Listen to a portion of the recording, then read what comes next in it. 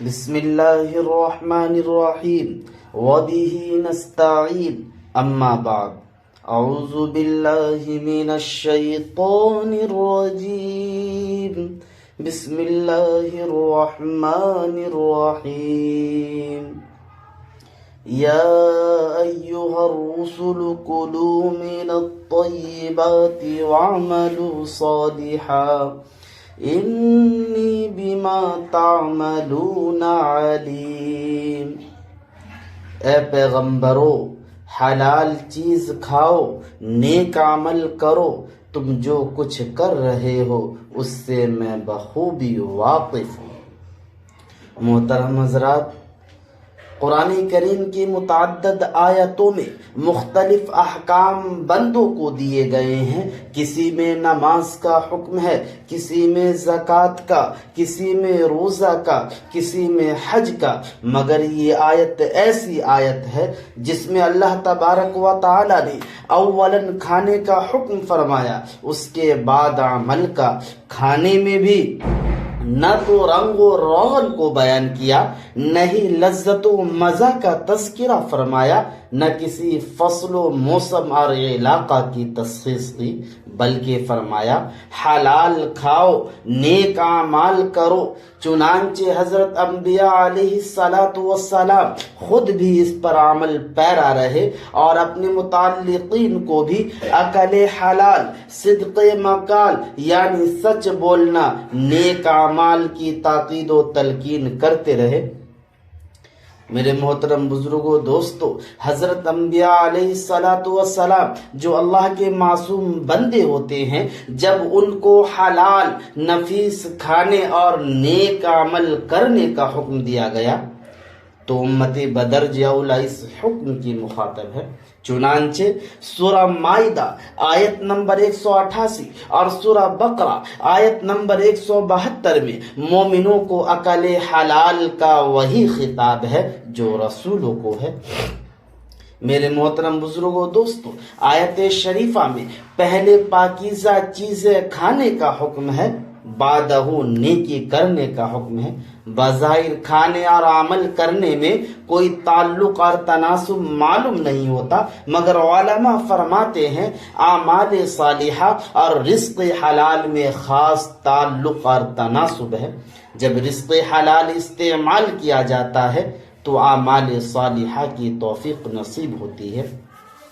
خطبات حکیم الاسلام میں یہ واقعہ نقل کیا گیا ہے کہ دیوبند میں ایک بزرگ تھے، شاہ جی عبداللہ۔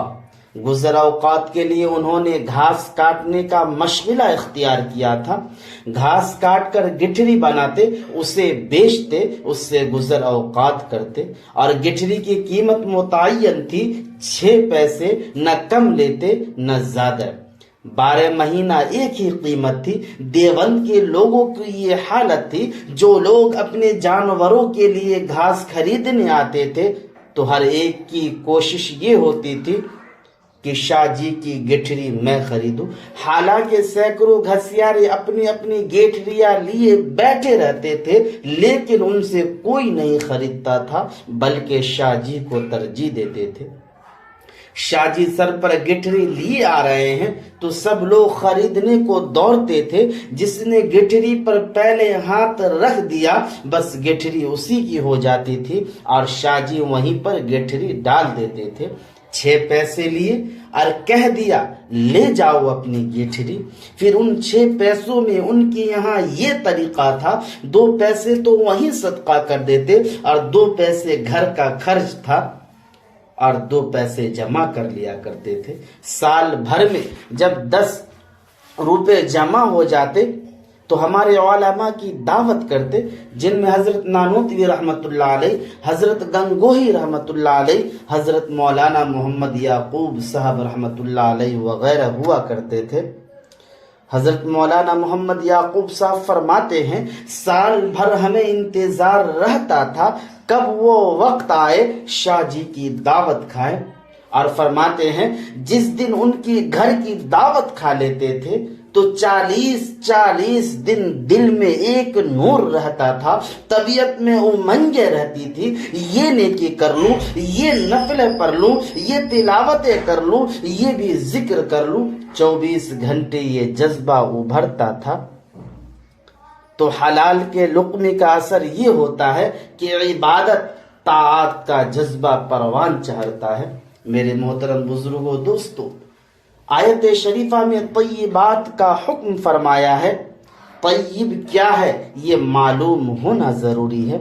قاضی ثناء اللہ صاحب پانی پتی رحمت اللہ علیہ نے تفسیر مظہری میں اور اس کے قریب قاضی بیضابی میں کی ہے، جس کے اندر 3 چیزوں کی رعایت ہو وہ طیب ہے۔ نمبر 1 حلال۔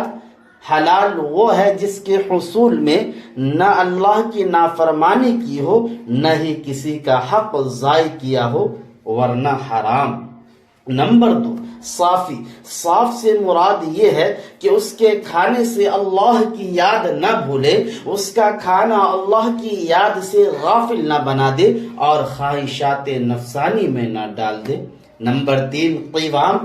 قوام سے مراد یہ ہے نفس کی خواہش کو روک دے، عقل کی حفاظت کرے، شکم سیری کی مقدار سے زائد نہ ہو۔ میرے محترم بزرگوں، دوستو، حضرت ابو ہریرہ رضی اللہ تعالیٰ عنہ سے روایت ہے کہ حضور اقدس صلی اللہ علیہ وسلم نے ارشاد فرمایا، بے شک اللہ تعالیٰ پاک ہے اور وہ پاک ہی کو قبول فرماتا ہے۔ پھر فرمایا، بلا شبہ حلال کھانے کے بارے میں اللہ تبارک و تعالی نے جو حکم پیغمبروں کو سنایا ہے وہی مومنوں کو حکم فرماتا ہے۔ چنانچہ پیغمبروں کو خطاب کرتے ہوئے فرمایا، اے رسولو طیب چیزیں کھاؤ، نیک کام کرو۔ مومنوں کو خطاب کرتے ہوئے فرمایا، جو پاک چیزیں ہم نے تم کو دی ہے انہی میں سے کھاؤ۔ میرے محترم بزرگوں، دوستو، لوگ نماز روزہ وغیرہ کو ہی اہمیت دیتے ہیں، بے شک یہ اہمیت والی عبادت ہے، مگر حلال کا ایک لقمہ ان سے کہیں زیادہ اہمیت رکھتا ہے۔ چنانچہ مشہور صوفی بزرگ ابو سلیمان دارانی فرماتے ہیں، دن بھر روزہ رکھنے، تمام رات نماز پڑھنے کی بنسبت حلال کے ایک لقمے سے افطار کرنا مجھے زیادہ پسند ہے۔ میرے محترم بزرگوں، دوستو، جب رزق حلال اتنی اہمیت کا حامل ہے، حرام مال دنیا اور آخرت کی آفات کا سبب ہے، اس لیے رزق حلال طلب کرے، اس کے حصول کی دعا بھی کرے۔ حلال رزق طلب کرنے میں کوئی حرج نہیں ہے۔ خود نبی کریم صلی اللہ علیہ وسلم بھی حصول رزق حلال کی دعا فرمایا کرتے تھے۔ حضرت عبداللہ ابن عباس رضی اللہ تعالیٰ عنہ سے روایت ہے کہ نبی کریم صلی اللہ علیہ وسلم یہ دعا فرماتے تھے، اے اللہ مجھے اپنے فضل و کرم سے رزق نصیب فرما، اے اللہ اپنے رزق سے ہمیں محروم نہ فرما اور اپنے دیے ہوئے رزق میں برکت ڈال دے، ہمارے دلوں کو غنی کر دے، ہماری دلوں کی رغبت ان دائمی نعمتوں کی طرف پھیر دے جو تیرے پاس موجود ہے۔ محترم حضرات، رزق حلال کے حصول کے ساتھ ساتھ آدمی کو برکت کی بھی دعا کرنی چاہیے۔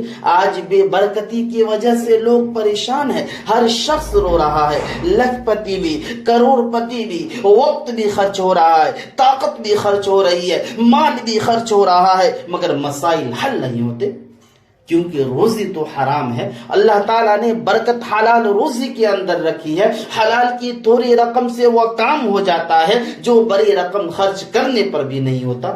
اس لیے حضور صلی اللہ علیہ وسلم وضو کے بعد یہ دعا فرماتے، اللہم اغفر لی ذنبی ووسع لی فی داری وبارک لی فی رزقی، اے اللہ میرے گناہ معاف فرما، میرے گھر میں وسعت عطا فرما، میرے رزق میں برکت عطا فرما۔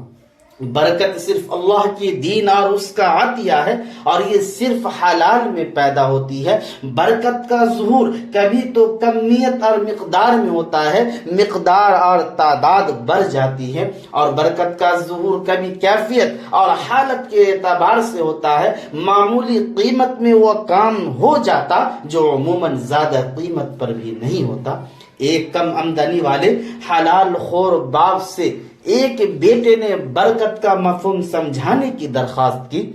تو باپ علمی دلیل دینے کے بجائے اس کو ایک نل اور ہینڈ پمپ کے پاس لے گیا اور بتایا میں نے اس کو 22 سال پہلے معمولی قیمت پر لگایا تھا، آج تک خراب نہیں ہوا، جبکہ اس کے ساتھ لگنے والے نل کئی بار اکھاڑ کر دوبارہ سے بارہ لگائے جا چکے ہیں۔